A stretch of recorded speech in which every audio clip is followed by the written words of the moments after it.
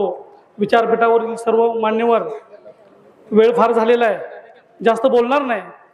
पण ज्या RSSनं आदरणीय भूषण गवई साहेबांच्यावर बूट फेकण्यासाठी मिश्रा नावाच्या वकिलाला तयार केलं, तो बूटच फेकण्याचा प्रयत्न होता की त्यांना गोळा घालण्याचा होता, याची खरी चौकशी होणं गरजेचे आहे। कारण यापूर्वी दाभोळकरांचा खून झाला, कलबुर्गींचा खून झाला, पानसरेंचा खून झाला आणि या देशातलं वातावरण दूषित करण्यासाठी गवई साहेबांच्यावरती हल्ला करण्याचा हेतू या सनातन्यांचा होता का, हा खरा प्रश्न आपल्या समोर उभा राहायला पाहिजे। इथल्या व्यवस्थेनं ओळखलं पाहिजे।